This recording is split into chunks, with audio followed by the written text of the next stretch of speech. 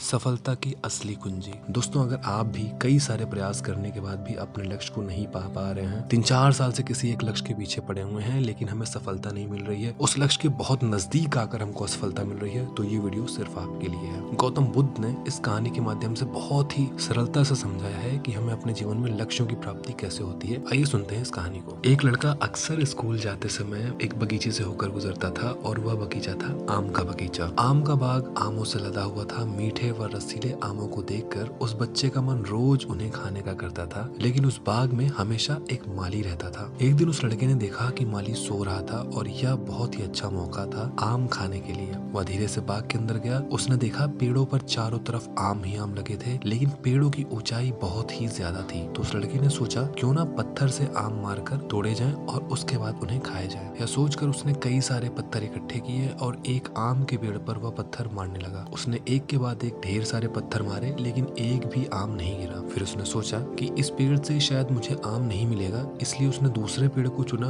और उस पेड़ पर पत्थर मारने लगा। उसने इस दूसरे पेड़ पर भी उसने बहुत सारे पत्थर मारे, लेकिन एक भी आम नहीं टूटा। और ऐसे ही करते करते उसने एक के बाद एक कई सारे पेड़ों से आम तोड़ने की कोशिश की, पर एक भी आम तोड़ने में सफल न रहा। उसे हर बार निराशा ही हाथ लगी। इतना सब करने के बाद वो लड़का अपनी किस्मत को कोसने लगा कि मेरी किस्मत ही खराब है, मेरे भाग में ही आम खाना नहीं लिखा है, मैं कितनी भी कोशिश कर लूं लेकिन मुझे आम मिलेगा ही नहीं। और मन ही मन यह सब चीजें वो सोच रहा था। उसे लग रहा था कि भगवान भी नहीं चाहते हैं कि उसे एक भी आम मिले, और शायद हम भी ऐसा ही करते हैं। दोस्तों, हम कई बार प्रयास करने पर भी परिणाम नहीं मिलता है तो सारा दोष भगवान को देने लगते हैं। ऐसा ही वो लड़का भी कर रहा था। ऐसा सोचते हुए निराश होकर वह बाग से बाहर जाने लगा। दूर लेटा माली यह सब देख रहा था। उस माली ने बच्चे को बुलाया। लड़का पहले तो बहुत डर गया कि कहीं माली उसे डांटे या मारे नहीं, लेकिन माली ने लड़की की निराशा देखकर उसे प्यार से उसकी उदासी का कारण पूछा। उस लड़के ने जो बाग में हुआ वह सब उस माली को बता दिया। माली भी हंसने लगा और पास बैठाकर उसने कहा कि तुमने जब एक पेड़ पर बहुत सारे पत्थर मारे और एक भी आम नहीं गिरा, तो तुमने आम तोड़ने के तरीके को नहीं बदला बल्कि पेड़ ही बदल दिया। तुमने वही तरीका दूसरे पेड़ पर भी आजमाया, फिर भी आम नहीं गिरे, लेकिन तुमने फिर से पेड़ बदल दिया, लेकिन तुमने तरीका नहीं बदला। तुमने हर बार पेड़ बदला पर तुमने अपना तरीका नहीं बदला। माना कि पेड़ अलग था, पर जितने प्रयास और ऊर्जा तुमने अलग अलग पेड़ पर लगाए, उतना ही प्रयास और उतनी ही ऊर्जा अगर तुम एक ही पेड़ पर लगाते और अपने तरीके को बदलते, पत्थर मारने की बजाय थोड़ी हिम्मत करके पेड़ पर चढ़ जाते, 1/4 प्रयास में ही तुम सफल हो जाते। तब तुम चाहे जितने चाहे उतने आम तोड़ सकते थे। तो दोस्तों,